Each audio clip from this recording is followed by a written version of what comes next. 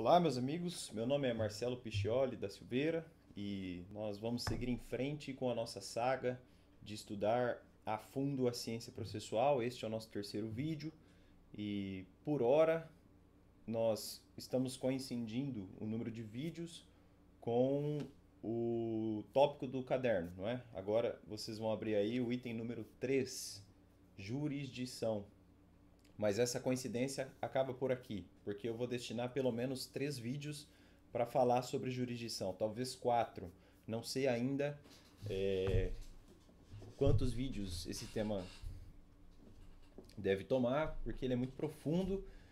E só para salientar, depois de jurisdição, falarei de ação no item 4 e de processo no item 5. A doutrina diverge para saber qual é a ordem correta disso. Alguns falam em jurisdição, ação, defesa e processo. Na minha opinião, discutir a ordem desses fatores não altera em nada o produto, não é? O que importa é estudar mesmo com precisão e profundidade isso que a doutrina chama de tríade fundamental do direito processual, não é? O estudo da jurisdição, da ação e do processo. O item competência ficará no tópico de número 7 do nosso curso, e eu explico as razões pelas quais eu optei por esse caminho, né?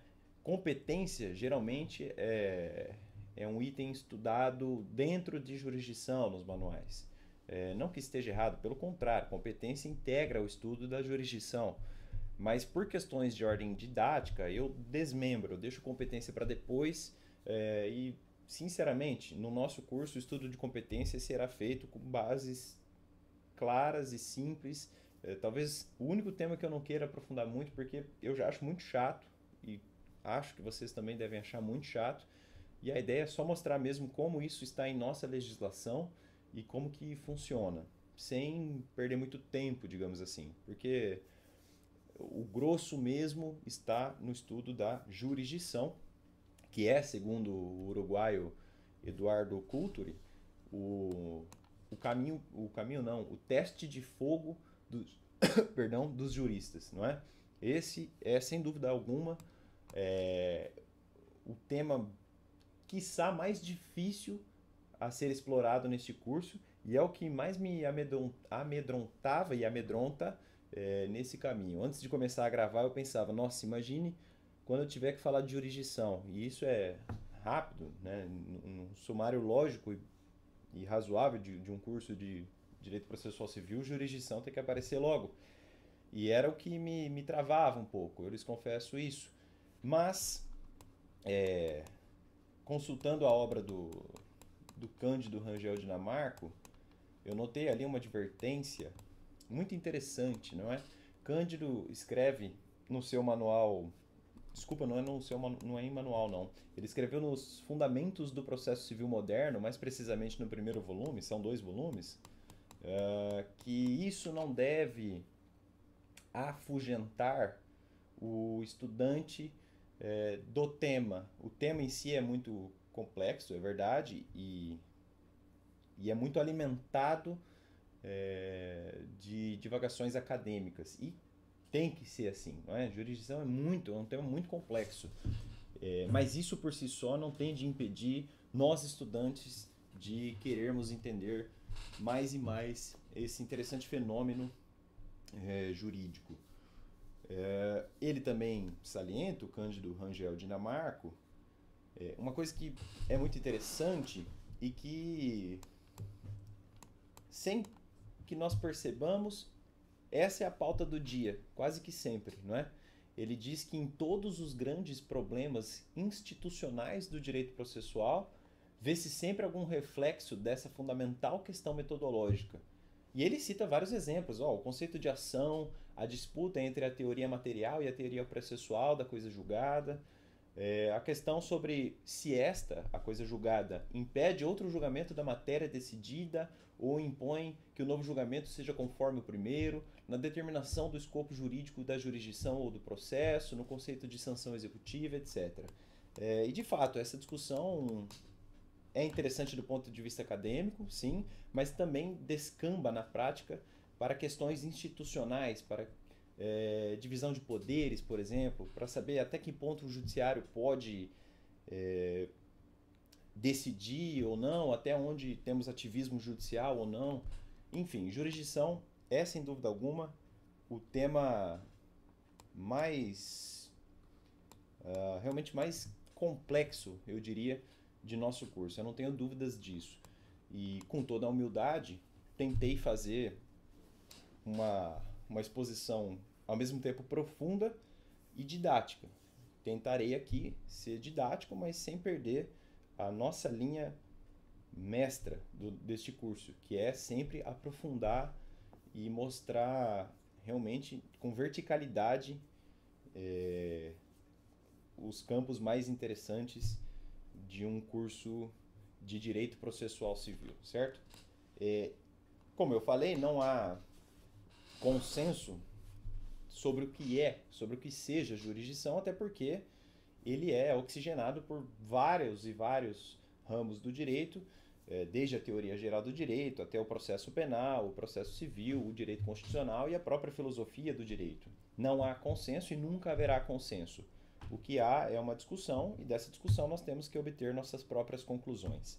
Basicamente, ao longo da história, surgiram duas teorias, duas correntes, digamos assim, que não são necessariamente homogêneas entre si e que não são necessariamente heterogêneas entre si. Quando eu quero dizer isso, eu falo o seguinte: entre os unitários, que é um dos lados da corrente, não há necessária homogeneidade, assim como entre os dualistas, que é o outro lado das correntes, também não há homogeneidade. E quando eu falo que não há heterogeneidade, eu quero me referir às próprias teorias. Uma teoria não é necessariamente heterogênea à outra. Isso vai ficar claro daqui em diante quando nós expormos os autores que eu vou citar nesse nosso curso. Mas como eu falei, há dois troncos fundamentais para a compreensão da matéria. Já adiantei. De um lado, a teoria unitária e de outro lado, a teoria dualista. Isso não é tão simples assim e é difícil encaixar com perfeição os autores. Mas na doutrina há algum consenso sobre quem é unitário e quem não é unitário, ou seja, quem é dualista. Para ser didático, e eu prometi a didática neste curso, você que anota o nosso caderno, dentro do item 3, e já deve estar anotando, eu faria, para começar a nossa explicação, uma tabela. Uma tabela com duas colunas. Simples, uma tabela simples, mas que ajuda aquele que está começando a perceber a sutileza e a diferença entre uma e outra, né? De um lado, escrevam aí teses unitárias. E de outro lado, na outra coluna, escrevam teses dualistas. Então, passa um risco, tese unitária de um lado, tese dualista do outro. No lado unitário, passa um risco, né? No lado unitário, da tese unitária, das teses unitárias, eu sugiro escrever o seguinte: abarcam uma visão, grifa, constitutiva na função jurisdicional. Então, primeiro campo aí, abarca uma visão constitutiva na função jurisdicional. Do outro lado, nas teses dualistas, escrevam assim: entendem que a função da jurisdição, entendem que a função da jurisdição é apenas declaratória, grifa, declaratória. Aí já se percebe uma diferença, sem ser profundo por enquanto. É só uma premissa fundamental para a gente seguir no curso. Passa uma linha e agora a gente vai falar do último campo dessas colunas. Então, fica assim: teses unitárias, teses dualistas. Embaixo de teses unitárias, abarcam uma visão, grifa, constitutiva na função jurisdicional. Embaixo de teses dualistas, entendem que a função da jurisdição é apenas declaratória, grifa declaratória, passa a régua e fala agora das últimas duas colunas. Do lado das teses unitárias, escrevam assim: uma vez proferida, a sentença passa a integrar o ordenamento jurídico. E no lado das teses dualistas, escrevam: uma vez proferida, a sentença se estanca do ordenamento jurídico. Fecha a tabela. Não é bem assim quando a gente aprofunda. Isso é só uma premissa para se captar aqui e ali o que cada tese quer dizer. O que eu quero advertir desde já é que os autores unitários não estão sempre nessa linha proposta nessa tabela. Isso é só uma coisa didática. Não quer dizer que todo mundo tenha falado necessariamente isso nesses termos. Há, sim, entre esses autores, boas conexões, mas não quer dizer que eles se assemelham. Afinal de contas, ninguém produziu obras e obras de maneira redundante. Cada um tem uma ideia que é própria. O mesmo vale para os teóricos dualistas. Já dá para notar também que os unitários, não se espantem se vocês encontrarem por aí, perdão, em manuais, referências aos unitários como constitutivos. Ele é um teórico constitutivo da jurisdição, quer dizer que ele é um unitário, como deu para ver na nossa tabelinha. E também costuma-se afirmar que alguém é um teórico declaratório de jurisdição, que significa dizer que é um teórico dualista de jurisdição. Existem esses dois troncos, mas, como eu falei, é difícil elencar com precisão onde cada autor entra nessas teorias. Essa tabela é importante para você que está começando agora. Recomendo visitá-la quando tiver dúvida, porque isso ajuda muito a compreensão da matéria. Pelo menos eu acho que pode ajudar aquele que está começando agora. Como eu falei, daqui em diante a gente segue essa divisão e a gente vai elencar os autores unitários e depois os dualistas, tá? Então é uma questão mais de didática e de sistematicidade que eu quero trazer para o nosso curso, para tentar exaurir com precisão e também com certa organização dos tópicos em nosso curso, certo? Primeiro falarei dos unitários, depois falarei dos dualistas. Mas eu tenho que salientar que há aqueles pensadores que parecem estar à margem de uma tese unitária ou dualista.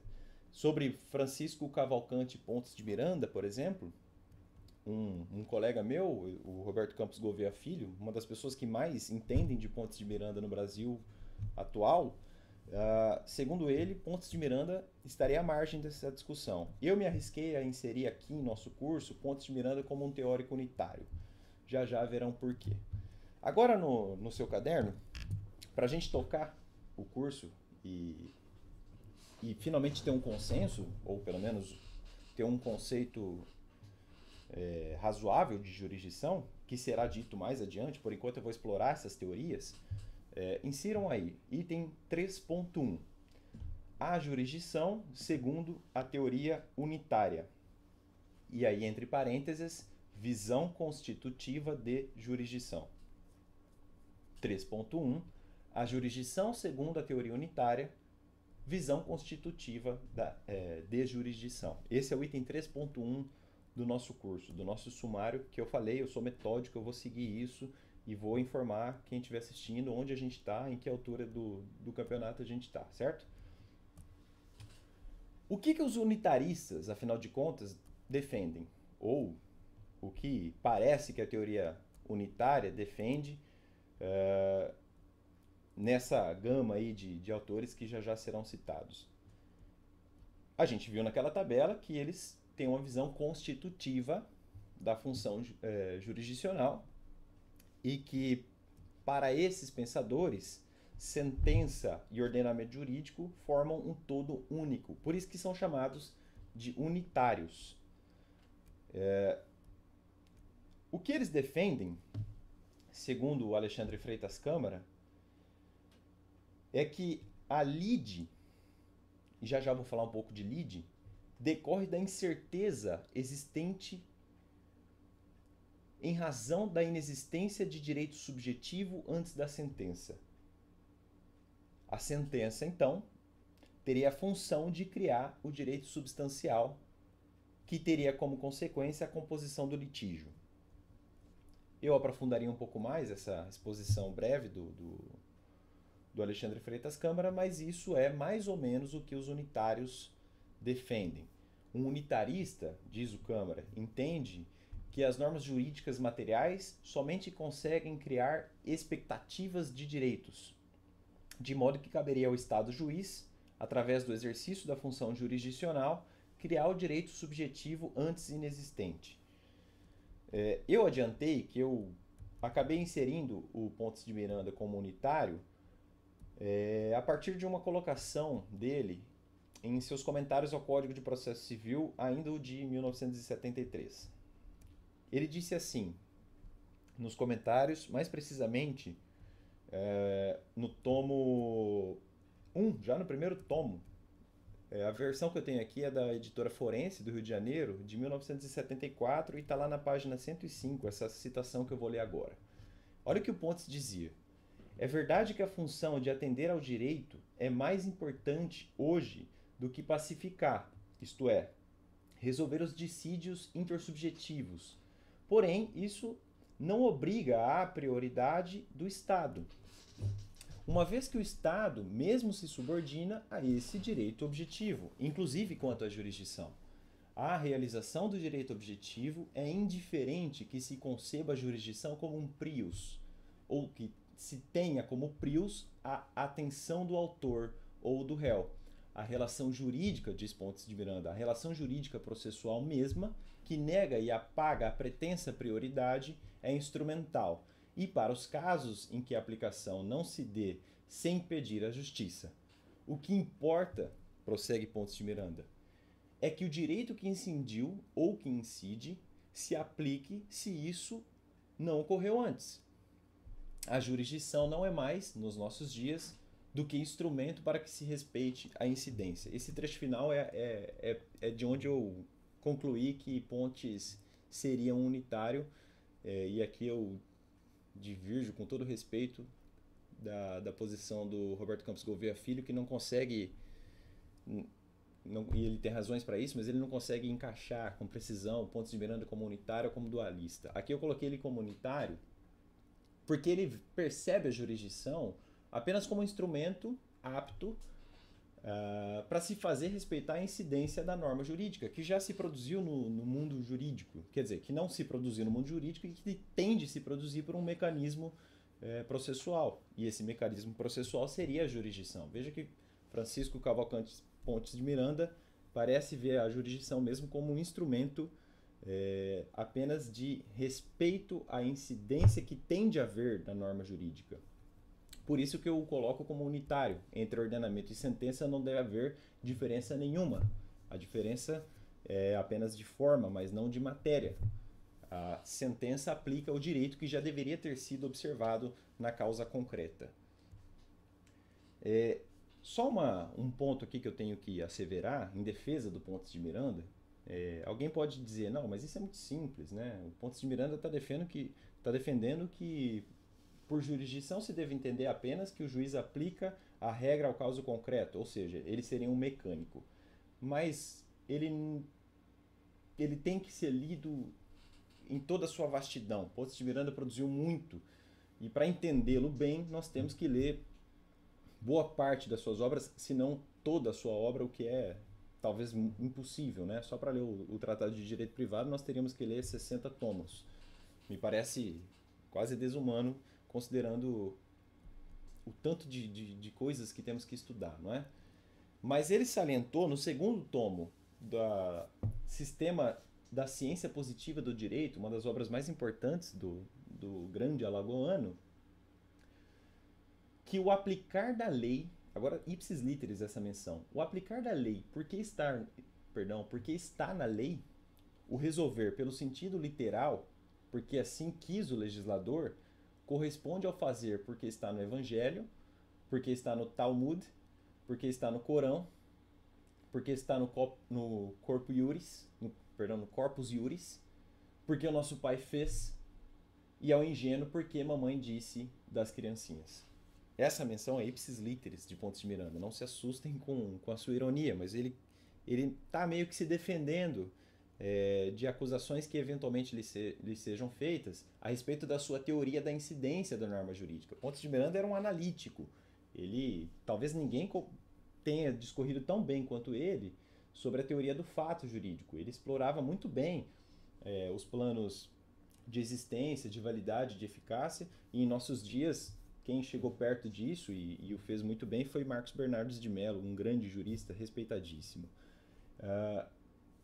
Para defender o Pontes de Miranda de acusações às vezes injustas, né, de que ele defenderia na jurisdição a aplicação da letra fria da lei, eu recomendaria um trecho deste livro de Adriano Soares da Costa, Teoria da Incidência da Norma Jurídica, Crítica ao Realismo Linguístico, de Paulo de Barros Carvalho, foi publicada na Malheiros, e esse livro é fantástico. O Adriano é uma pessoa muito inteligente, eu gosto muito das ideias do Adriano, e aí eu lhes recomendaria a leitura das páginas 43 a 48 desta obra para entender por que Pontes de Miranda não é tão simples assim, né? Não é tão simples assim a sua ideia de incidência da norma jurídica.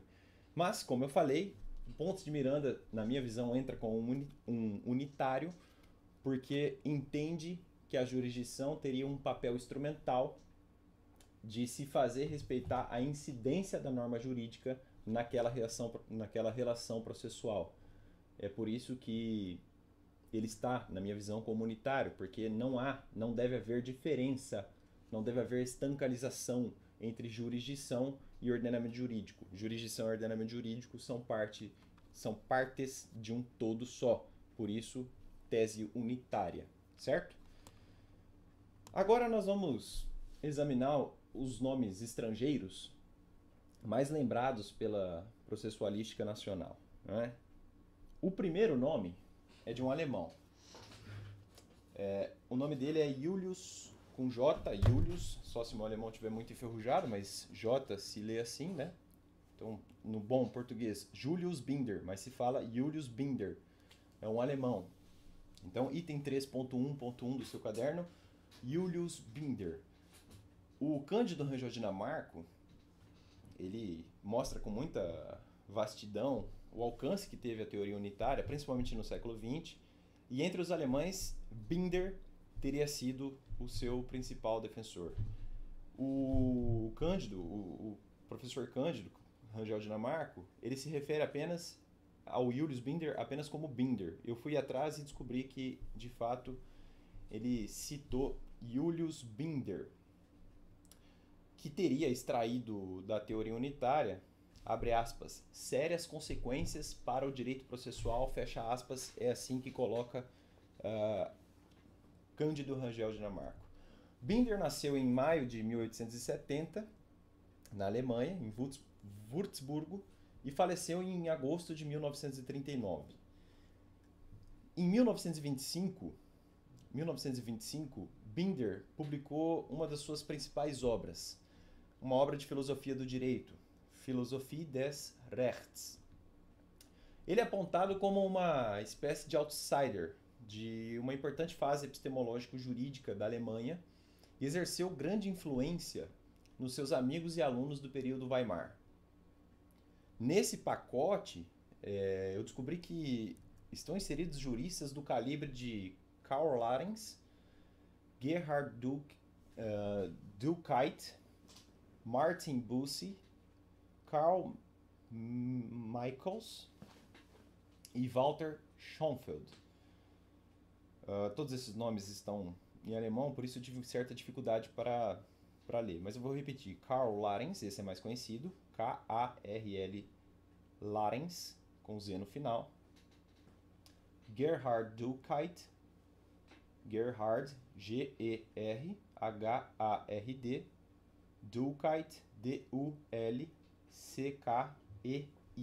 E-I-T, Eit. É assim que se lê no alemão.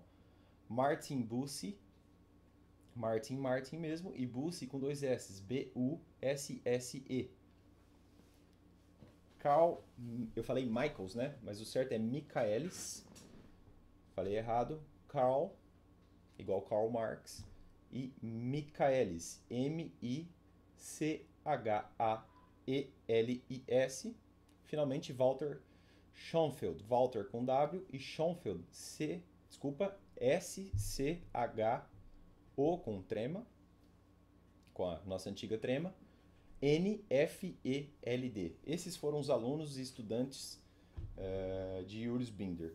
Provavelmente, Karl Larens é o mais destacado nome.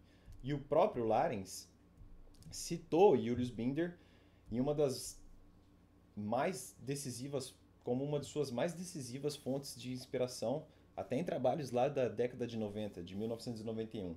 É justamente essa influência sobre Karl Larens que torna Julius Binder uma importante figura para estudar a jurisdição e para estudar os unitários.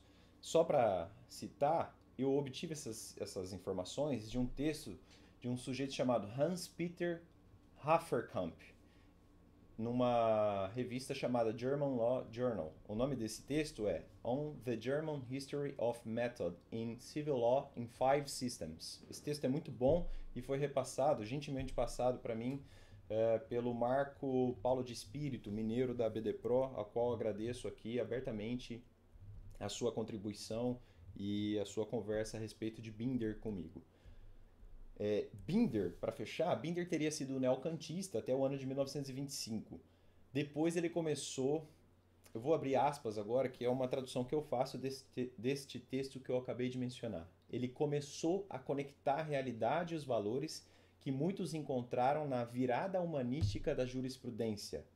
Em alemão, há uma composita bem grande, lê-se assim: Geisteswissenschaftlichen. Geisteswissenschaftlichen. Em inglês, o termo em inglês, porque há ali a tradução, é Humanistic Turn of Jurisprudence. Desculpa. Por isso que eu falei, na minha tradução, em virada humanística da jurisprudência. Essa composita alemã é um pouco difícil de ler, peço desculpas, meu alemão está bem enferrujado.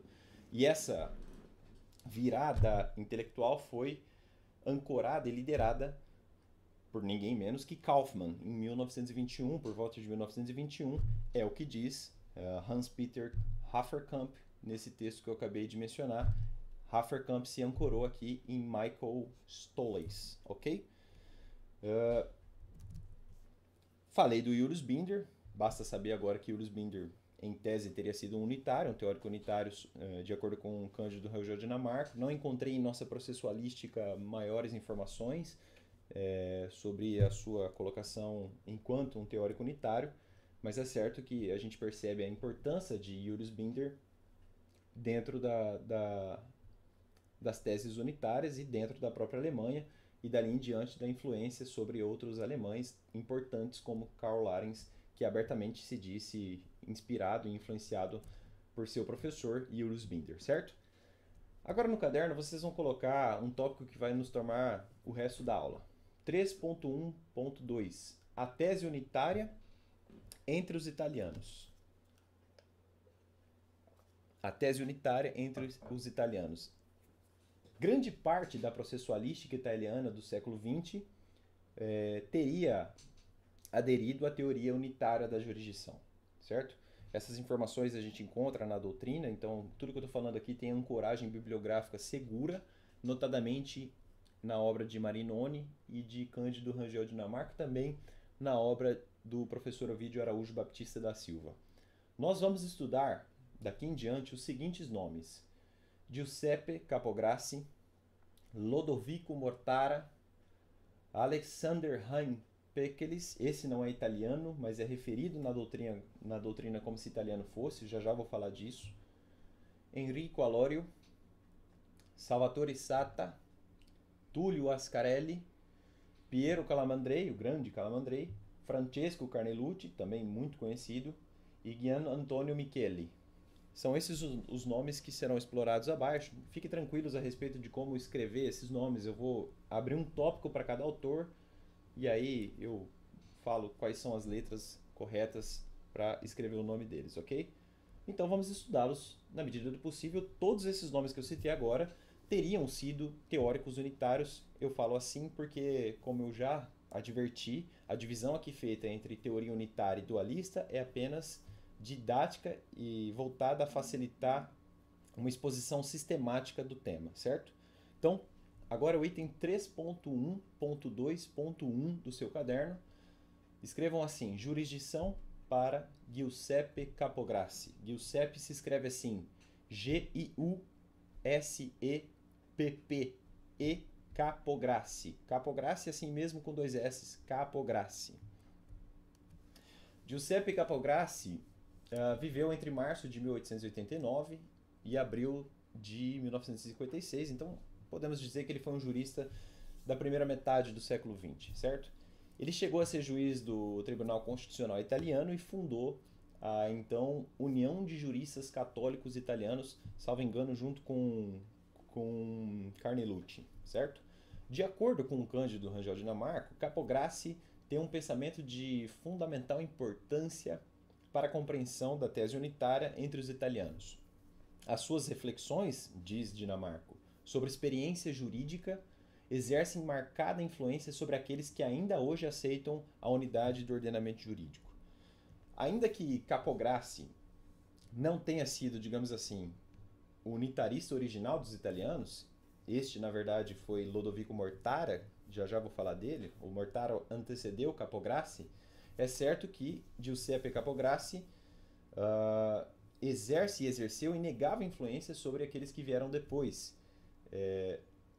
Esses que vieram depois não escondem, esses unitários que vieram depois não escondem, diz Dinamarco, a decisiva influência de Capograssi e de Hans Kelsen sobre eles. Kelsen foi um teórico unitário da jurisdição. Kelsen ficará para a aula seguinte, porque ele, além de ser o mais importante unitarista, demanda mais tempo de estudo, certo?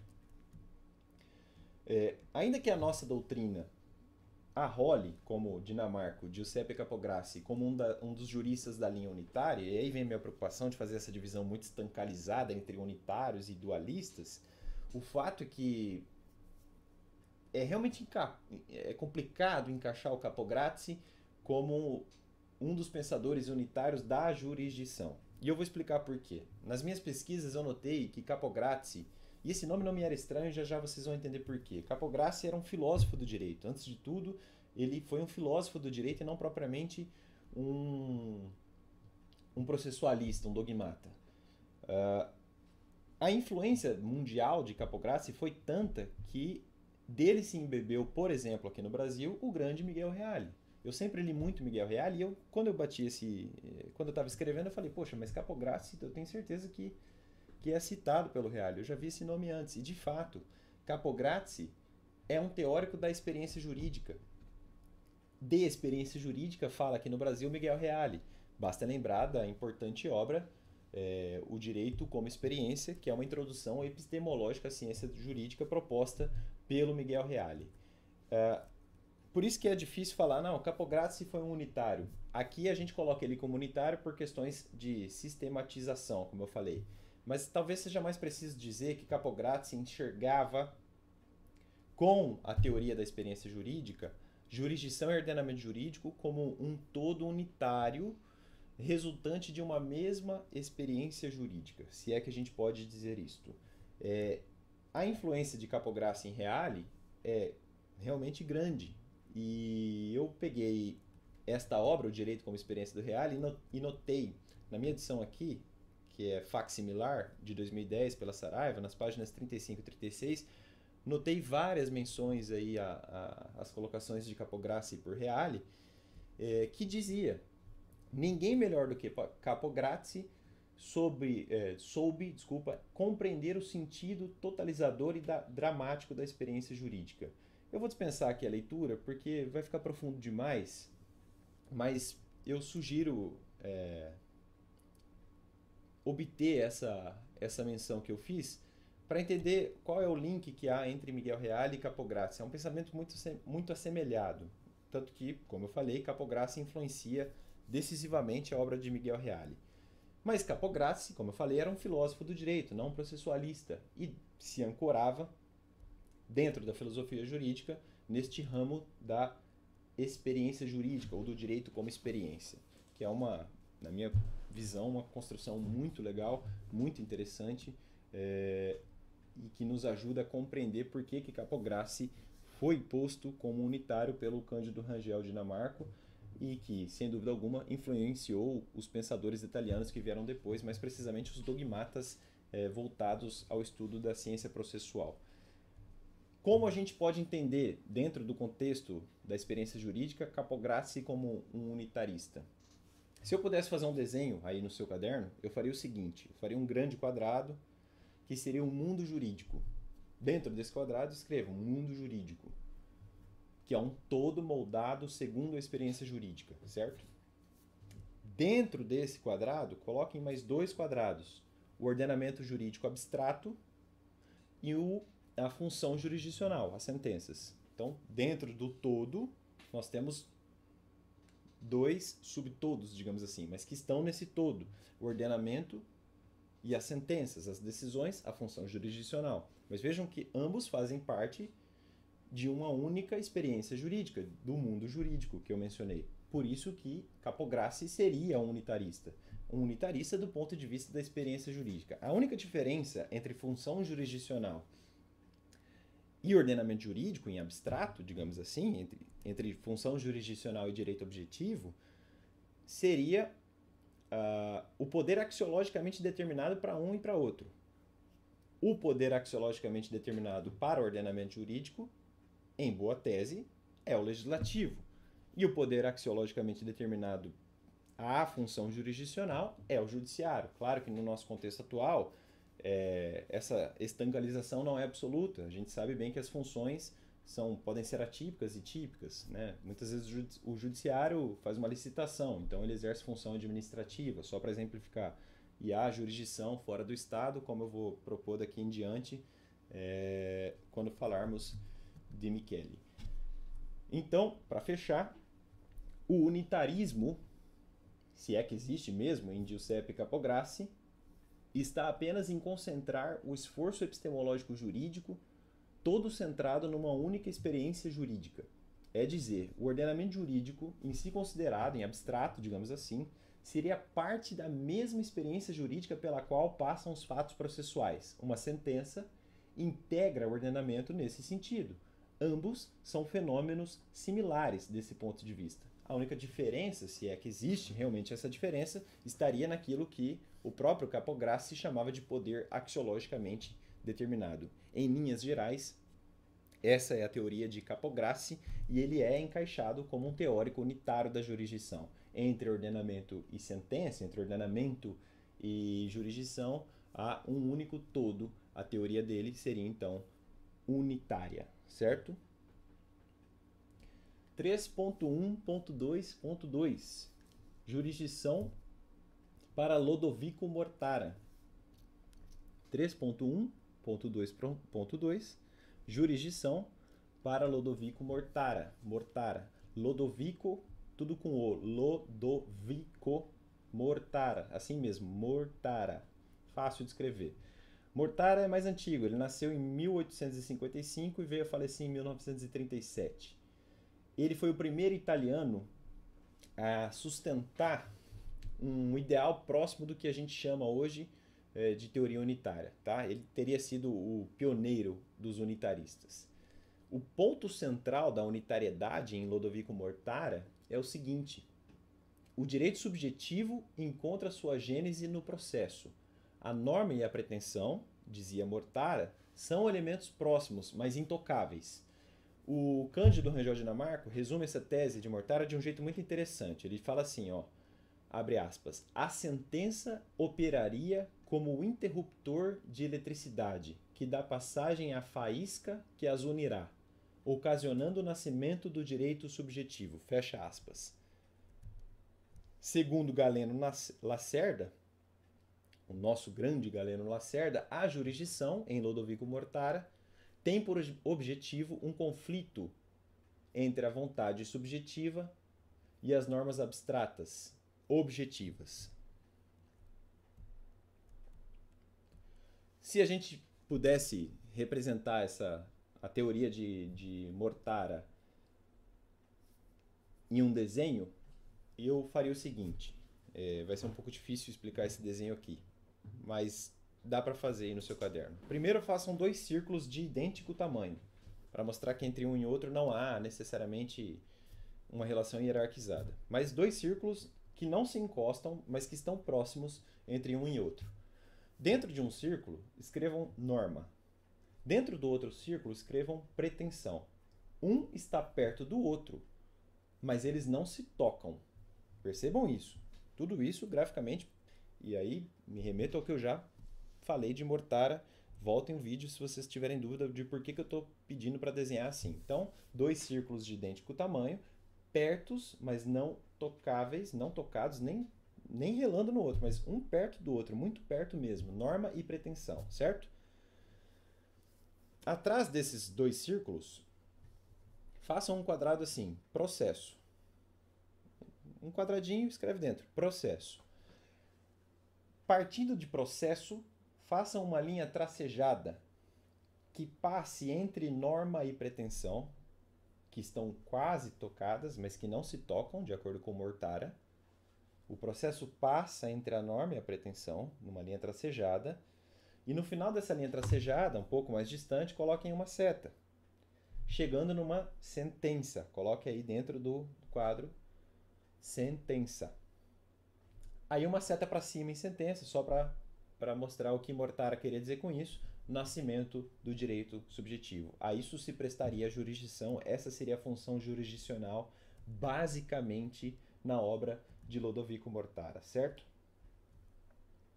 O Galeno Lacerda critica a tese do Mortara, dizendo que nem sempre há um conflito de vontades. Mas Mortara tem que ser lido no seu contexto. Mortara além de ser da primeira metade do século XX, ele também encarou aquele final do século XIX. Mortara era um exegético, certo? Teve o grande mérito, de acordo com Marinoni, de trazer o que se chama de publicização do processo. O processo passou a ser visto como uma ciência do direito público. Isso hoje sofre críticas de alguns pensadores, mas não é objeto do nosso estudo. Foi Mortara que grifou esse caráter público, publicista do direito processual, certo? Falamos de Mortara, passamos agora ao item de número 3.1.2.4. Jurisdição para Alexander com X. Coloca um asterisco em cima do nome Alexander, já vou explicar por quê. Haim, H-A-I-M, Haim, eu não sei pronunciar esse nome, já vou explicar também por quê.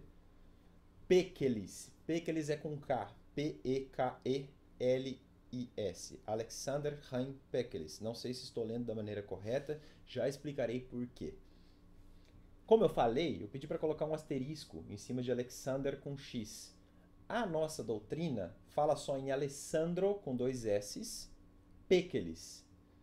Este Alessandro Pekelis, na verdade, é Alexander Haim Pekelis.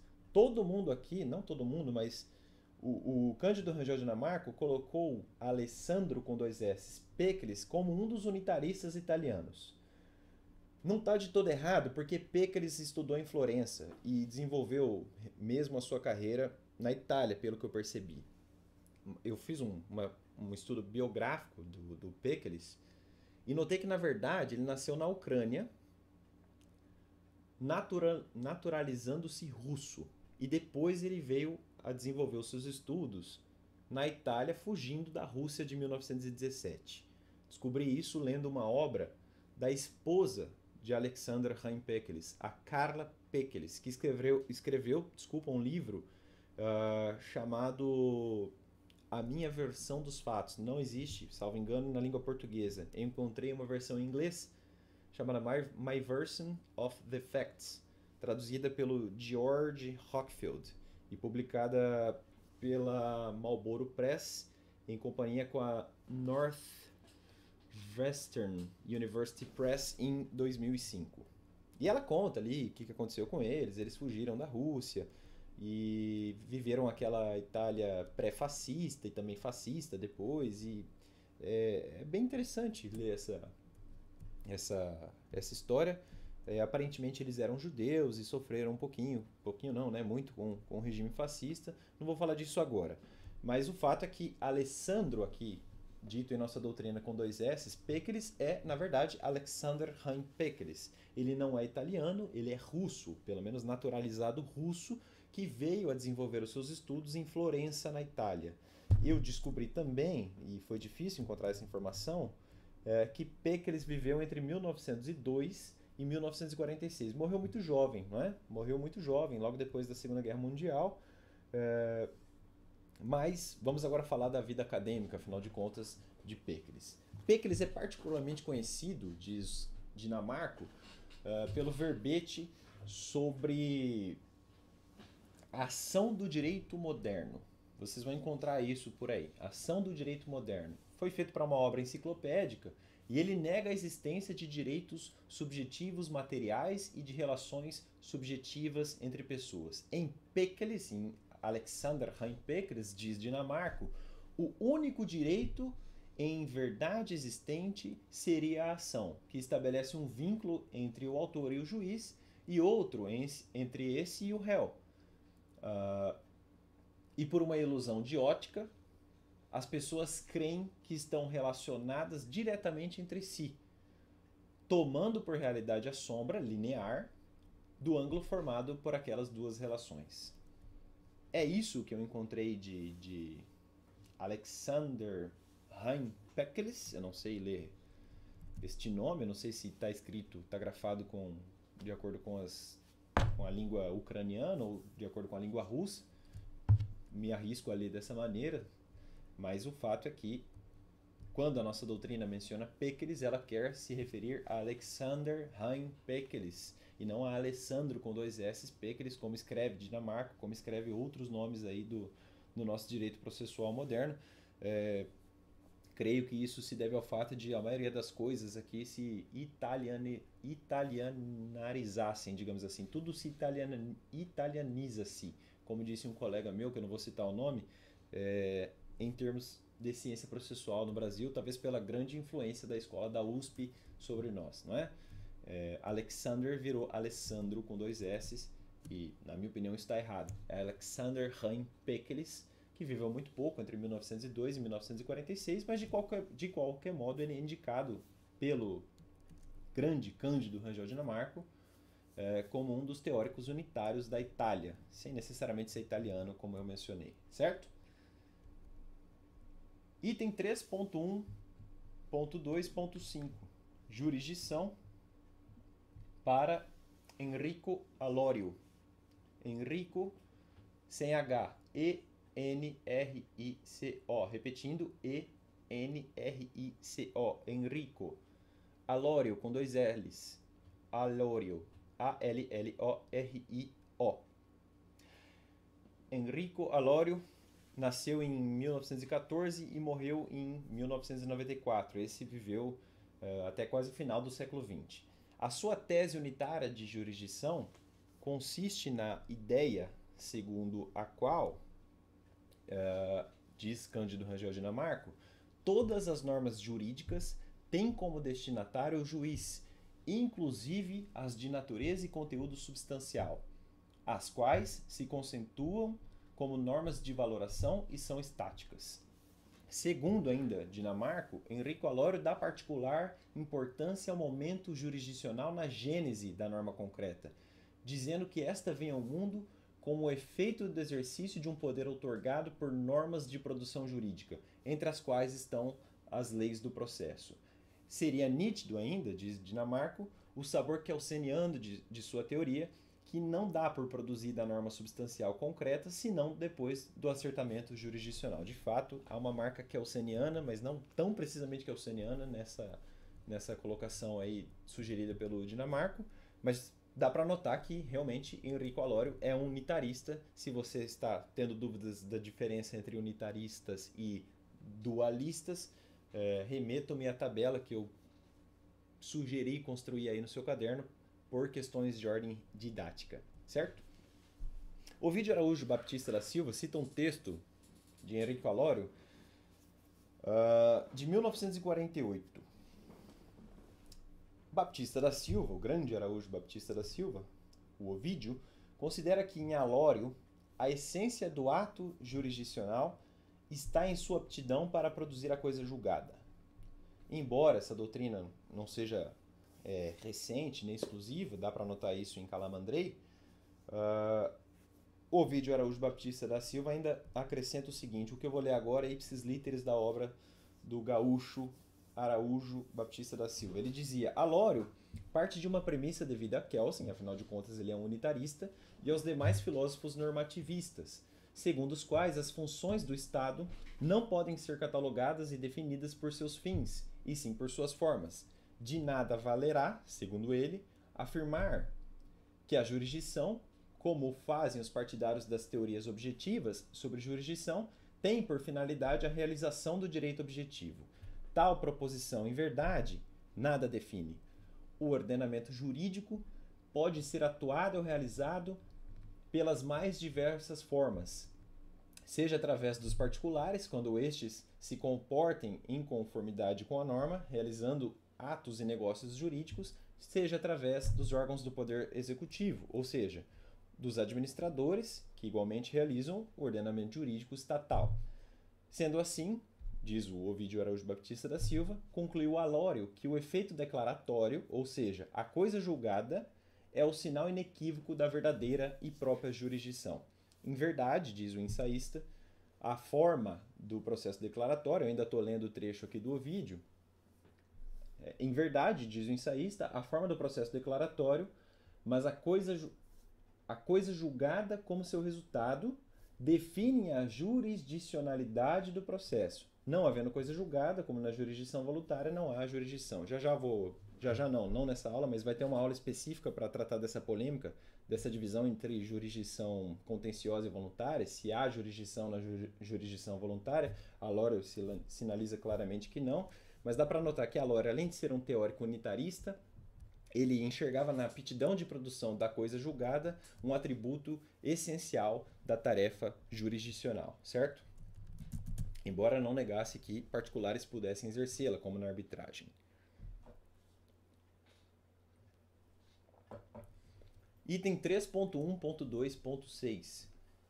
Jurisdição para Salvatore Sata.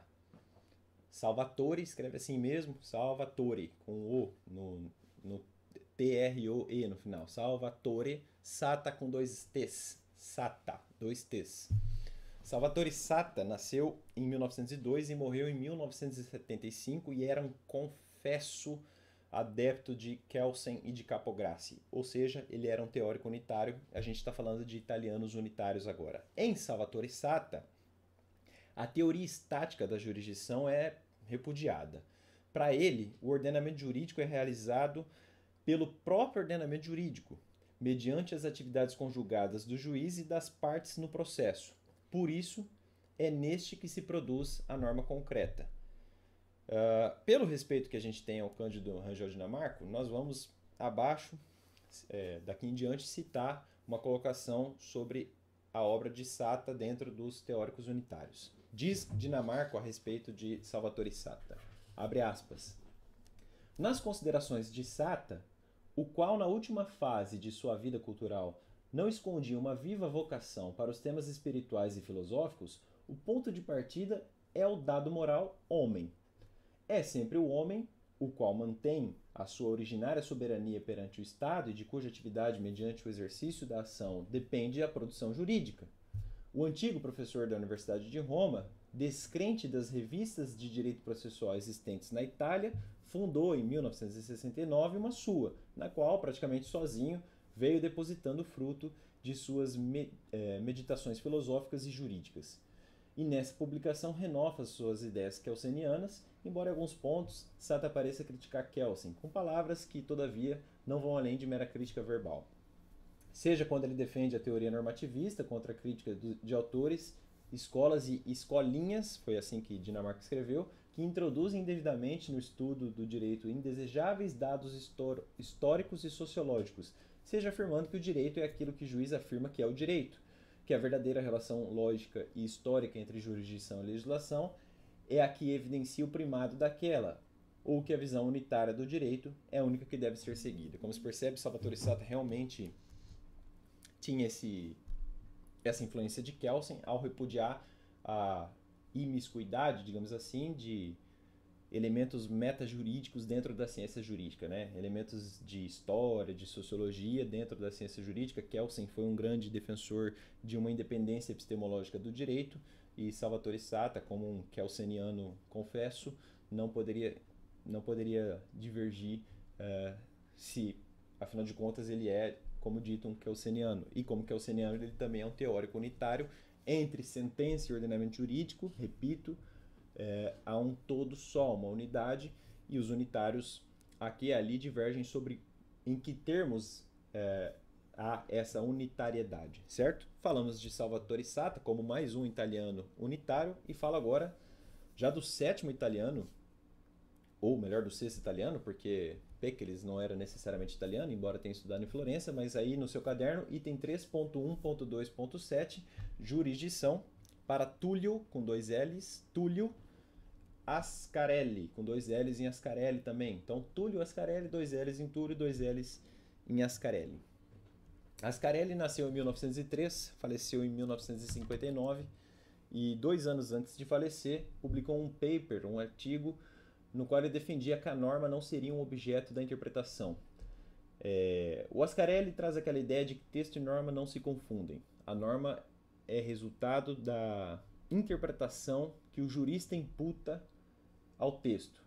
Norma é o resultado da interpretação lançada ao texto e não retirada do texto. Essa é a ideia que Ascarelli defendeu lá atrás, em 1957, como eu falei, 2 anos antes de falecer. Ele morreu em 1959. O Ascarelli diz que o intérprete do direito está obrigado a fazer escolhas. Ele determina a ratio do texto analisado em um momento ou identifica a hipótese legal e abstrata em que o fato acertado se enquadra. E essa formulação concreta da norma, diz Cândido Rangel Dinamarco sobre Ascarelli, nasce justamente do concurso dessas escolhas, mediante as quais o intérprete se insere na produção do direito e os princípios se positivam, tornando-se imperativos. Há aqui uma marca kelseniana, na minha opinião, porque Kelsen entendia que apenas a interpretação lançada pelo judiciário seria aquela dita autêntica, aquela interpretação vinculativa. E em nossos dias atuais não tem como negar isso, como disse o meu amigo Jonathan de Castro Silva, referindo-se à obra de Kelsen, certo? Essa seria a interpretação autêntica, ou seja, aquela produzida pelo Poder Judiciário, que para Ascarelli, para Tullio Ascarelli, seria o lançar, a norma seria resultado do lançar interpretativo sobre o texto. Ascarelli, então, como um teórico unitário, defendia que o ordenamento sim é um todo junto com as sentenças, mas que as sentenças, na verdade, resultam de interpretações que são lançadas ao texto abstrato e que resultam ali, no caso concreto, em uma norma que não se desprega do ordenamento jurídico, ou seja, há um todo só, ele é um teórico unitário, como eu estou falando aqui hoje, repetidas vezes, até por questões didáticas. Item 3.1.2.8, mais um teórico unitário italiano. Jurisdição para Piero Calamandrei. Esse não tem segredo. Piero Calamandrei, assim mesmo. Calamandrei baseia o seu pensamento, como não poderia ser diferente, em Hans Kelsen e em Capograssi. Segundo o professor Cândido Rangel Dinamarco, as premissas adequadas para se compreender a teoria de Piero Calamandrei, que são aqui e ali válidas para o Carnelucci, são as seguintes. Primeira, a lei não tem a aptidão de reger as relações entre pessoas.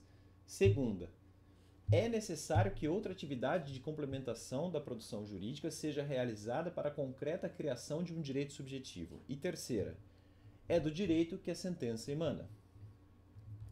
Para fechar, ainda citando Cândido Rangel Dinamarco, Calamandrei, escrevendo sobre as atividades do juiz em comparação com as de um historiador, entende que o momento essencial da jurisdição é aquele em que o juiz transforma em comando concreto a norma abstrata, a qual se dirige a todos e a nenhum. A norma da lei é em si mesma uma hipótese abstrata e inerte, que não pode tornar-se preceito concreto a poder de magia, sendo por isso necessário que o juiz, inserindo-se na realidade, desempenhe seu papel de comandar e impor sanções. Nessa tarefa do juiz, de acordo com Calamandrei, que é um unitário, ou que se encaixa melhor como um teórico unitário, nessa tarefa, o resultado dessa tarefa não quer dizer uma estancalização da sentença e do ordenamento jurídico. A sentença está no ordenamento jurídico. Essa é a ideia central dos teóricos unitários. Vamos falar agora de mais um italiano. Acredito que estamos já chegando no fim da aula de hoje, porque não estamos tão perto assim do fim, mas estamos perto de falar do fim dos italianos. Agora falando do penúltimo italiano da nossa aula. Item 3.1.2.8, jurisdição, item 3.1.2.9, jurisdição para o grande Francesco Carnelucci. Francesco Carnelucci com 2 T's, Francesco Carnelucci. Como o Piero Calamandrei, o Carnelucci baseia o seu pensamento em Kelsen e Capogras. É inegável a influência do Kelsen e do Capogras, principalmente do Kelsen, nos teóricos unitários da Itália do século XX, principalmente ali da segunda metade do século XX. Isso é claro. Segundo Cândido Rangel Dinamarco, aquelas premissas que eu mencionei lá do Calamandrei são também adequadas para se compreender o Carnelucci. Primeira, a lei não tem a aptidão de reger as relações entre pessoas. Segunda, é necessário que outra atividade de complementação da produção jurídica seja realizada para a concreta criação de um direito subjetivo. E terceira, é do direito que a sentença emana. Em Carnelucci, o efeito da sentença é, ainda segundo Dinamarco, o de tornar concreto ou particular o preceito abstrato ou genérico contido na norma legal. O comando abstrato é representado por um arco. Então, para quem gosta de desenho, faça um arco. Esse é o comando abstrato da lei, que só se fecha, esse arco só é fechado em círculo. Então, o círculo só se completa se e quando houver o comando complementar. E esse comando complementar é a sentença não dispositiva ou o negócio jurídico. Por isso que a tese dele é unitária, porque a norma está num primeiro arco, que no caso concreto se fecha ou com o negócio jurídico ou com a sentença. Mas vejam, o negócio jurídico e a sentença, fechando a norma em abstrato, fecham todo só, sem se estancar. Ele é um teórico unitário. Norma em abstrato e norma concreta proferida por uma sentença são parte de um todo. A tese de Carnelucci é unitária. Carnelucci é, sem dúvida alguma, da aula de hoje, o teórico sobre jurisdição mais lembrado nos nossos manuais. Não que ele seja o mais lembrado, mas ele ao lado de Chiovenda é, sem dúvida alguma, o mais lembrado. Chiovenda não é objeto da nossa aula de hoje, porque Chiovenda é um teórico dualista. Então hoje eu estou falando só dos unitários, a maioria dos unitários de hoje aqui citados são os italianos. Mas Carnelucci, eu fiz até uma anedota aqui nas nossas anotações. Carnelucci é conhecido pelo seu conceito de lead, não é? Em uma anedota de minha parte, eu diria que o Fear of the Dark do Iron Maiden é a lead do Carnelucci.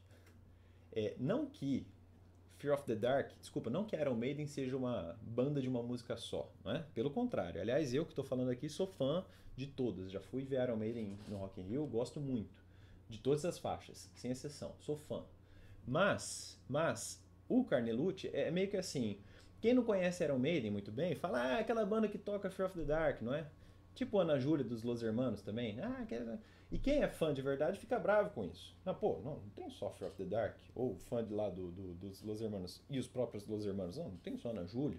Não, a gente gosta, mas não é só Ana Júlia. E é um pouco disso que acontece com quem entende de ciência processual. Às vezes a gente conversa, fala de Carnelucci, a pessoa, lead, só sabe falar, ele falou da lead. A gente fica assim, mas Carnelucci é mais do que isso, né? E o conceito de lead dele é infeliz, né? E por isso que a gente não gosta. Lead é uma construção teórica que hoje não está muito aceita, já vou explicar por quê. E que lá atrás o próprio Calamandrei, em discussões com Carnelucci, soube muito bem demonstrar por que ele estaria errado. Mas Carnelucci tinha um temperamento um pouco difícil. Um dia eu vou gravar um vídeo sobre isso, sobre os processualistas, os grandes processualistas, e Carnelucci não pode ficar fora dessa lista. Mas Carnelucci era uma alma temperada, era um legítimo italiano de sangue esquentado. Carnelucci não gostava de ser contrariado e insistiu muito nessa teoria. Mas, como eu falei, ele é muito conhecido, e agora eu tenho que falar disso, do seu conceito teórico de lide.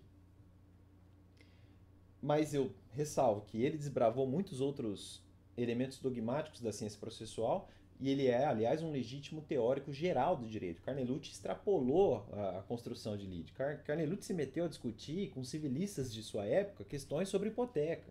Carnelucci foi um grande jurista, muito mais do que o Carnelucci que todo mundo cita, que é o Carnelucci do conceito da lide, conceito de lide. Não que está errado, ele escreveu sobre lide, mas não é só isso, entendeu? É isso que eu quero dizer.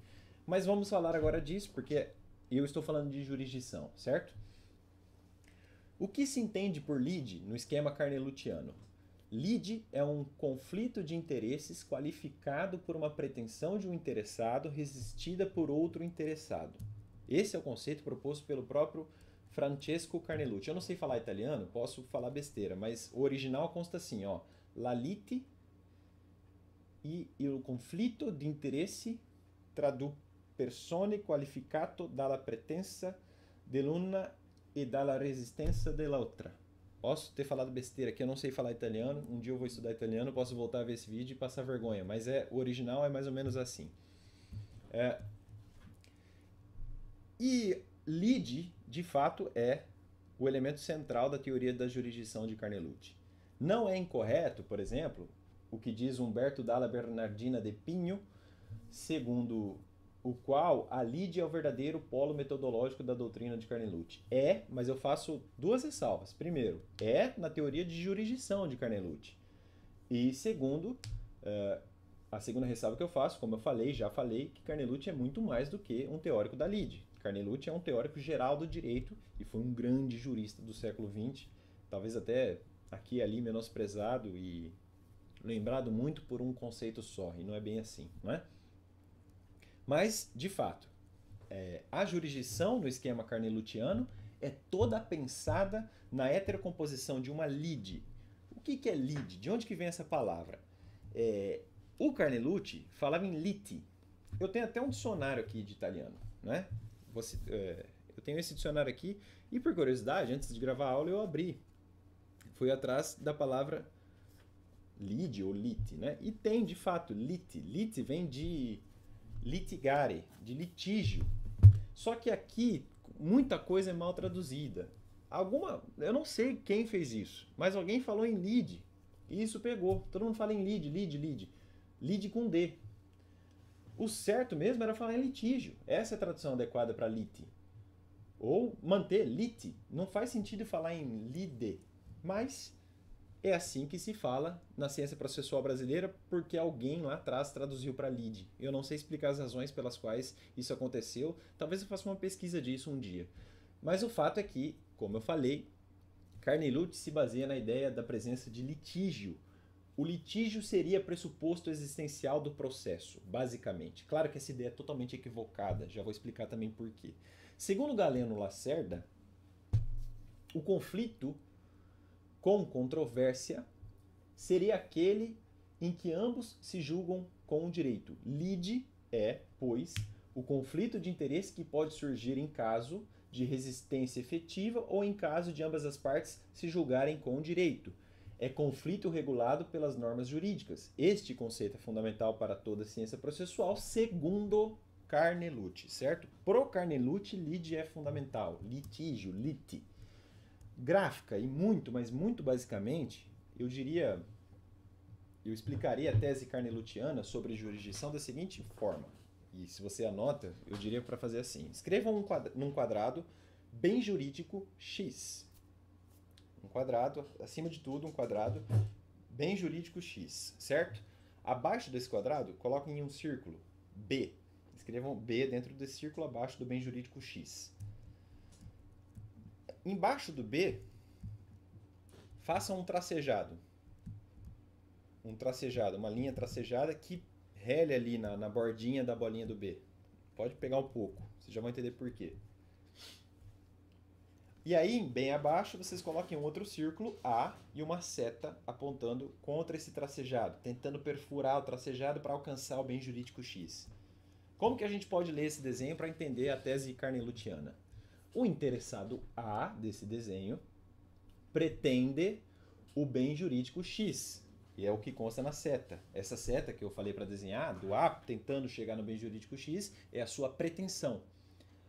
Havendo resistência de outro interessado, o B, que está impedindo A lograr sua pretensão no mundo dos fatos. Esse impedimento do A oferecido pelo B é o tracejado que eu falei para fazer.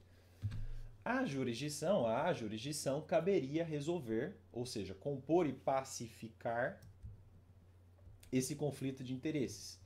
Só um parêntese. Esse atributo de pacificação é constantemente citado como uma das finalidades da jurisdição carnelutiana. Por todos, confiram aí o vídeo Araújo Baptista da Silva, o primeiro volume do seu curso. Eu tenho aqui a segunda edição lá de Porto Alegre, da saudosa também não, mas da querida Sérgio Antônio Fabres, editor. Só tem livro bom nessa editora, é impressionante. A edição que eu tenho é de 1991, página 24. Enfim, claro que ninguém pacifica litígios no processo, né? Ninguém em sã consciência acredita nisso hoje em dia. Mas pacificar conflito é um atributo da tese carnelutiana. Prosseguindo, a jurisdição caberia, como eu falei, compor e pacificar esse conflito de interesses mediante atividade de caráter substitutivo, heterocomposição. Para o Carnelucci, eu quero demonstrar isso agora. O interesse é a relação do ser com o bem. Nesse desenho, A e B são interessados em relação ao bem jurídico. O objeto X, que eu falei para desenhar aí também. E aí, dizia Carnelucci com um certo tom de poesia, os interesses humanos são ilimitados, mas tragicamente os bens são limitados. Por isso que há litígios. Finalmente, pretensão, em Carnelucci, é o ato de se exigir a subordinação do interesse de outrem ao próprio. Ou seja, esse desenho que eu falei, com todas essas ressalvas e observações finais, resume bem e graficamente o esquema carnelutiano de jurisdição. Esse conceito de lide, ou de litígio, de liti, está hoje muito superado. Na verdade, o que se pensa por lide é algo muito mais ontológico do que deontológico. Já vou explicar por quê. Eu preciso tomar um pouco de café. Mas como eu ia dizendo, o conflito se opera no mundo dos fatos, não no mundo necessariamente jurídico. Vejam vocês que um ato ilícito, por exemplo, é um fato jurídico para um teórico dos fatos jurídicos. Há discussão, ato ilícito ou fato jurídico, mas é um fato jurídico. Mas isso não quer dizer que a situação dos envolvidos seja necessariamente de conflito. Bom, por exemplo, A e B, A atropela B ao cruzar o sinal vermelho e apenas fura lá o pneu da motocicleta do B. B não fica bravo com isso, é uma pessoa da paz, e celebra ali um acordo com A para resolver a questão. Vejam, nós temos fato jurídico, mas não temos litígio. Então, litígio não necessariamente integra o próprio fato jurídico. É isso que eu quero dizer. E o conflito eventualmente existente, como eu falei, é algo puramente sociológico. Ele não é uma marca necessária da existência do processo. Em um processo, nós não temos sempre um litígio na concepção carnelutiana. E analiticamente não é difícil provar isso. Não é nada difícil provar isso. Eu vou dar dois exemplos aqui que na sistemática do CPC de 73 eram perfeitos, tá? Imaginem vocês que um imóvel esteja registrado em nome do José, tá? O José recebeu esse bem por herança, mas não tem interesse nenhum em continuar com ele, por questões tributárias. Tem muito tributo ali em cima. O Newton invadiu esse imóvel e o José ficou sabendo do ocorrido. Mas ele não tomou providência nenhuma, porque o Newton está pagando os tributos e está cuidando do local, certo? Depois de alguns anos, o Newton atinge os pressupostos de um usucapião, podendo até ser o dono do imóvel, que até então era do José. O Newton procura por José, que aceita prontamente a usucapião operada em favor do primeiro. Newton não quer processar José, porque tudo foi resolvido amigavelmente. Não há lide. É isso que eu quero mostrar. Newton e José procuram então um ofício de notas. Leigos, como são, simplesmente realizam uma escritura declaratória, onde consta que o imóvel está no nome do José, mas que é, na verdade, de Newton. No cartório de imóveis, houve uma negativa. A gente não pode averbar isso aqui na matrícula do imóvel, porque a escritura declaratória do ofício de notas, que eu acabei de mencionar, não é título apto para mudar a matrícula, para fazer o registro da matrícula. Newton e José, então, procuram um advogado. E esse advogado é especialista em direito processual civil, como vocês que estão nos assistindo. E esse profissional, que é um verdadeiro estudioso da ciência processual, dá a saída correta do ponto de vista jurídico, técnico-jurídico, ao tempo do Código de 73. Newton deveria propor uma ação de usucapião contra o José, ainda que não exista lide. Não há conflito entre ambos no mundo dos fatos, mas esse processo é necessário, vocês vão entender por quê, e eu estou falando, repito, na ótica do CPC de 73. Depois de todo o procedimento, essa sentença vai transitar em julgado e ela servirá como título. Com ela em mãos, o Newton poderá se dirigir até o registro de imóveis e lá poderá finalmente conseguir a transferência do bem em seu nome nos termos da Lei dos Registros Públicos, artigo 167, inciso 1º, item número 28. Vejam bem, esse exemplo serve apenas para o CPC revogado, porque com o novo Código de Processo Civil foi regulada a assim chamada usucapião extraordinária, extrajudicial. Não é assunto para nós, mas hoje é possível perfectibilizar uma usucapião fora do mundo judiciário, certo? E segundo, seria tecnicamente, se alguém pensou nisso, eu já vou explicar agora por que não poderia ser o caso. Seria tecnicamente inadequado, impreciso, proceder com uma doação do bem do José para o Newton, porque esse negócio jurídico acabaria sendo simulado. O bem já era do Newton, e Newton não poderia doar para si mesmo o que já era dele.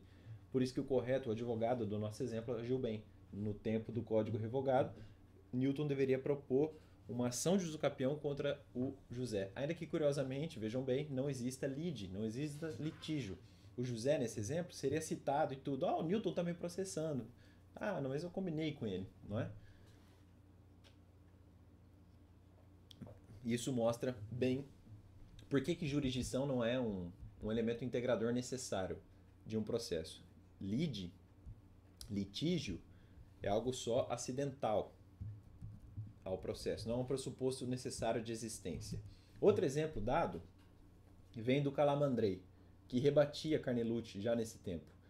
O Calamandrei é demonstrado e citado pelo José Maria Rosa Teichner, ou Teixeiner, eu não sei pronunciar o nome dele. Mas basicamente ele fala o seguinte: a ideia de lide não explica a jurisdição, como demonstrou Calamandrei, argumentando com as sentenças constitutivas necessárias. Efetivamente, diz o José Maria Rosa Teixeiner, ou Teixeiner, não sei falar o nome dele, repito. Tome-se o exemplo da ação anulatória de casamento. A anulação, requerida por um dos cônjuges, somente pode ser decretada por sentença judicial, nada importando que o outro concorde, submissão à pretensão ou não, resistência à pretensão. Vejam, é um processo necessário. Mas como se percebe,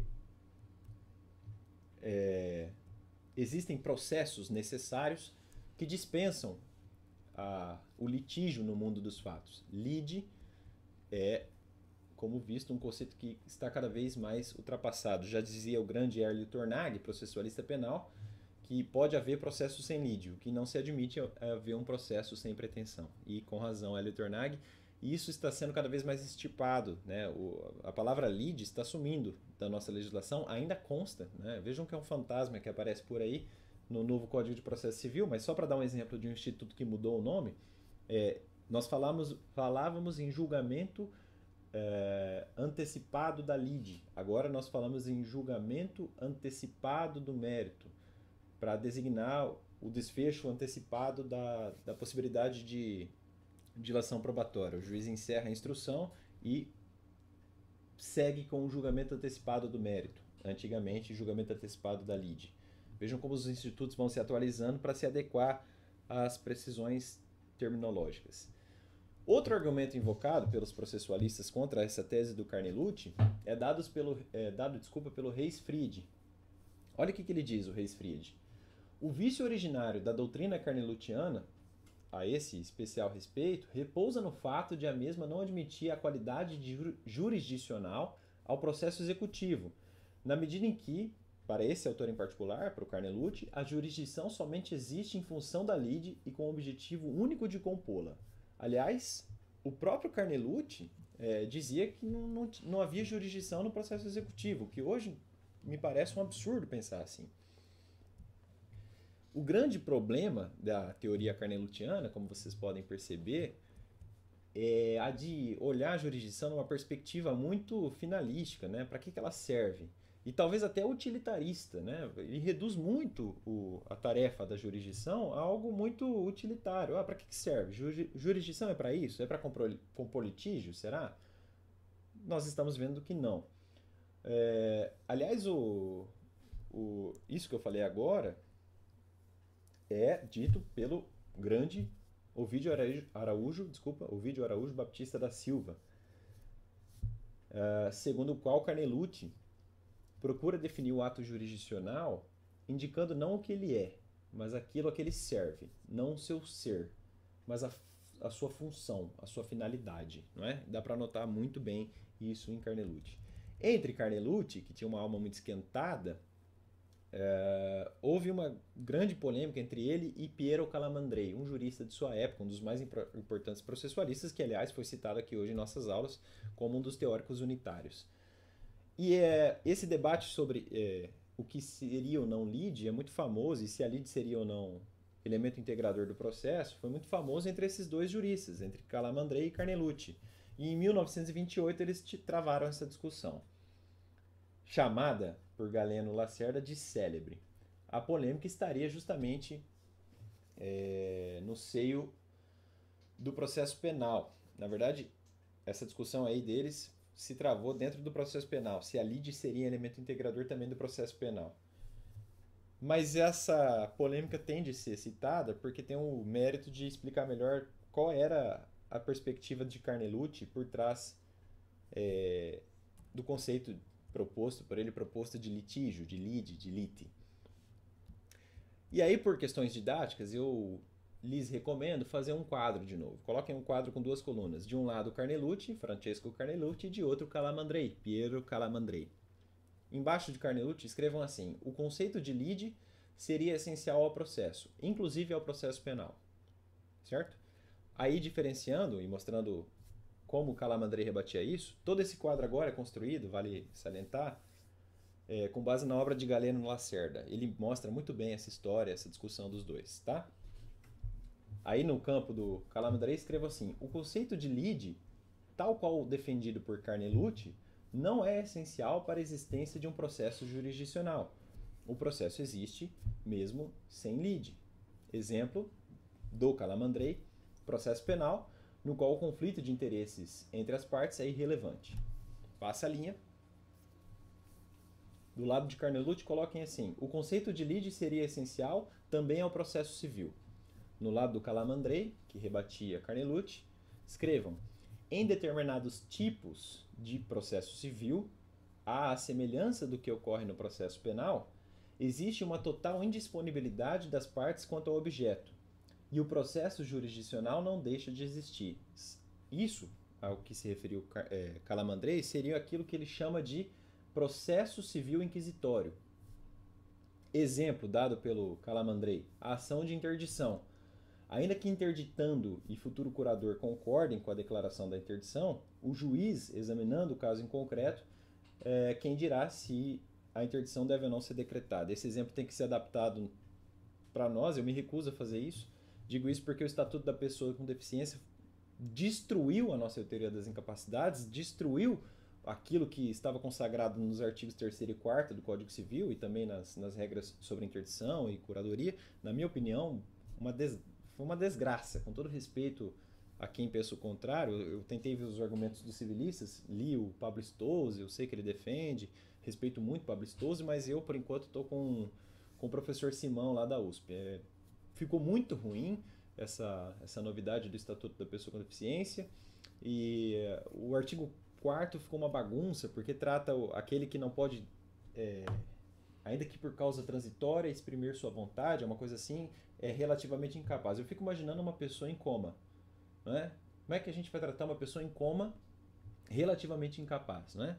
E boa sorte para uma pessoa portadora de deficiência cuidando dos seus interesses que eventualmente possam prescrever, não é? Eu citaria aqui um usucapião de um imóvel situado longe de sua residência, né? Como é que uma pessoa com deficiência vai proteger esse imóvel eventualmente invadido sem a sua ciência? E essa pessoa com deficiência, às vezes, muitas vezes, não tem alguém que ele possa defender em juízo, né? Então a gente tem que parar de viver no mundo da fantasia e parar de achar que todo mundo é super-herói. Mas enfim, desculpa o desabafo, mas a mudança que o Estatuto da Pessoa com Deficiência operou na teoria das incapacidades é desgraçada. Com todo respeito, foi a pior coisa que fizeram.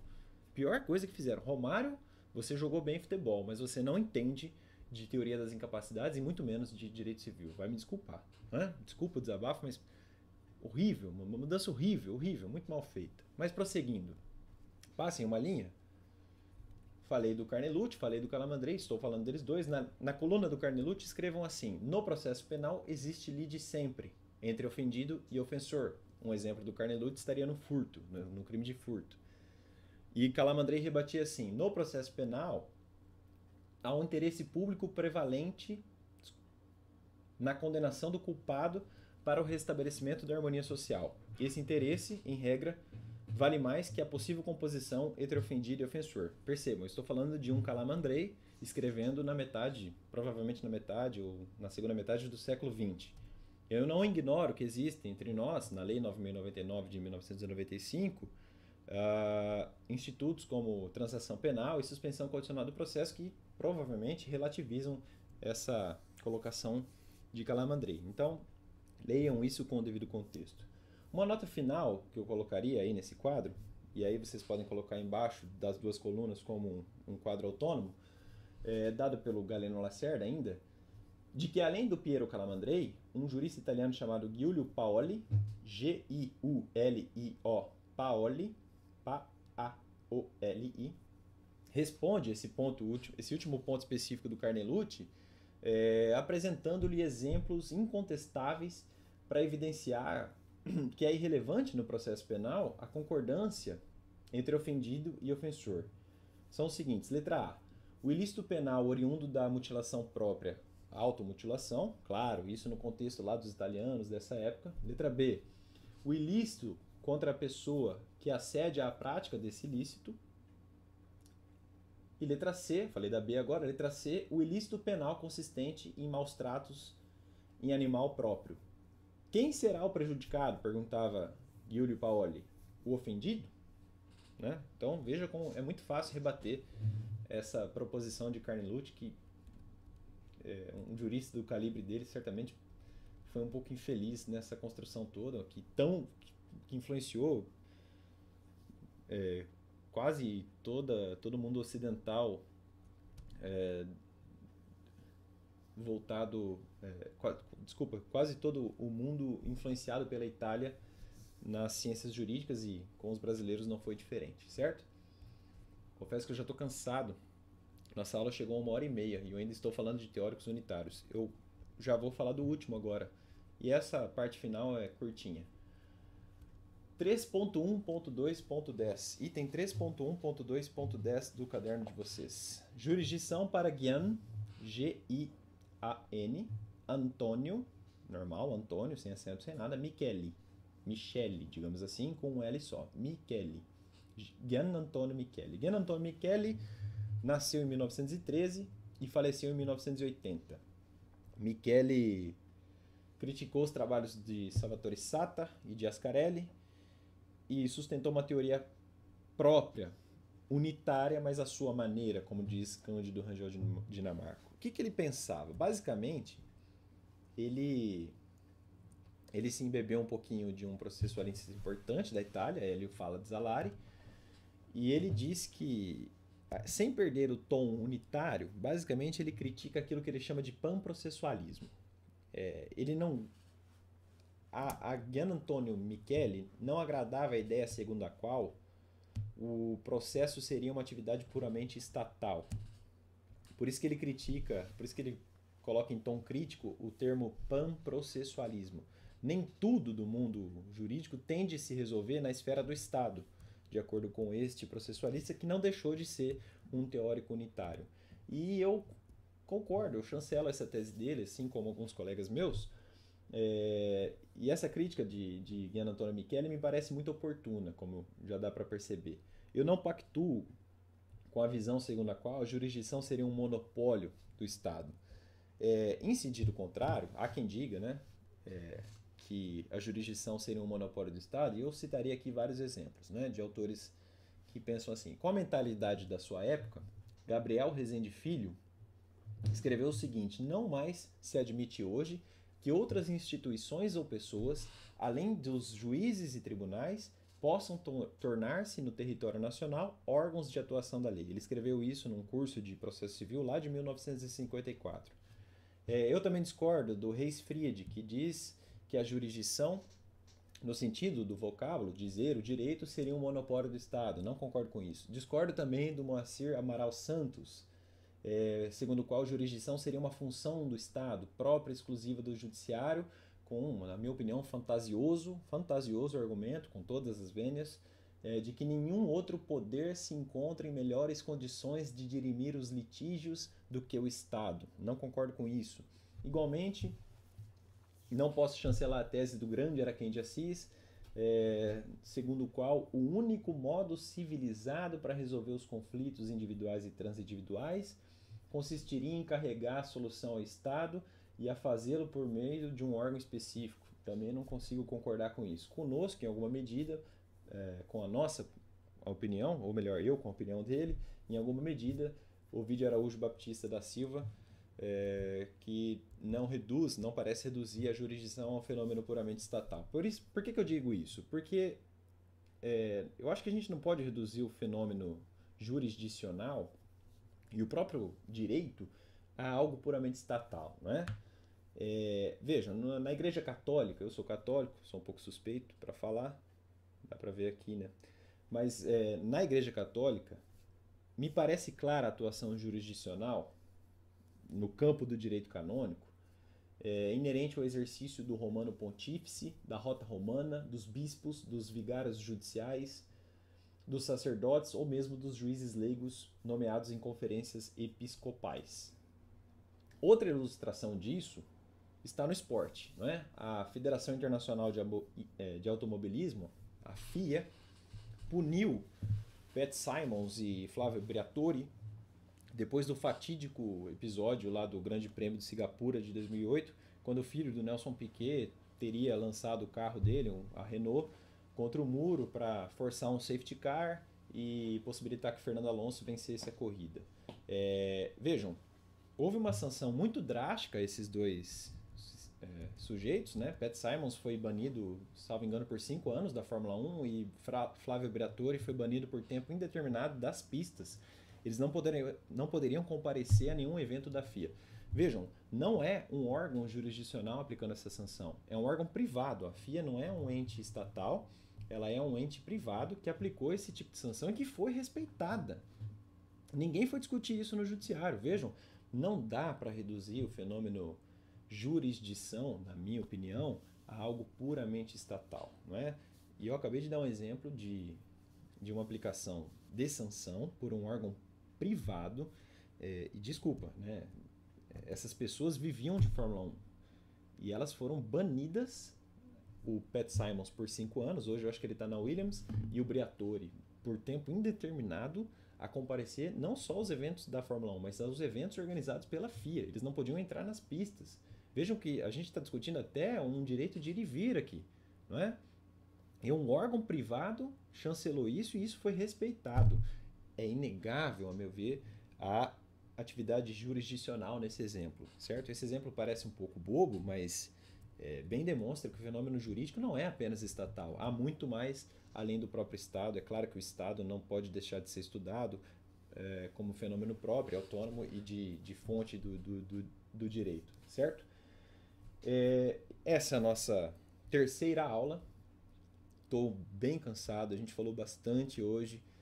Falamos de vários e vários teóricos unitários. Ainda estou na teoria unitária de jurisdição, segundo a qual a sentença não se desprega do ordenamento jurídico, fazendo parte de um todo único, de um todo unitário. Eu espero que vocês tenham gostado. Hoje, talvez eu tenha extrapolado o tempo, que eu falei que ia diminuir para alguns amigos, mas não foi possível.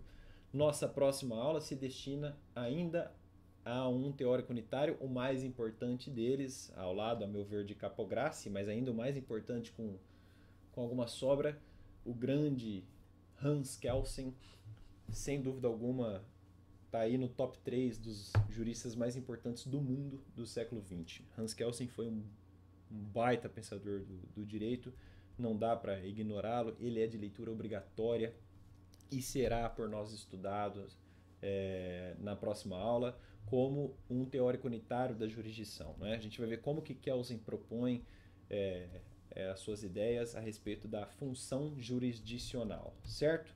E ainda haverá uma aula para a teoria dualista, ou meramente declaratória de jurisdição, que abarca nomes aí como Kiovenda, Liebman, Fazzolari, entre outros. Pessoal, essa foi nossa terceira aula. Até a próxima. Tchau!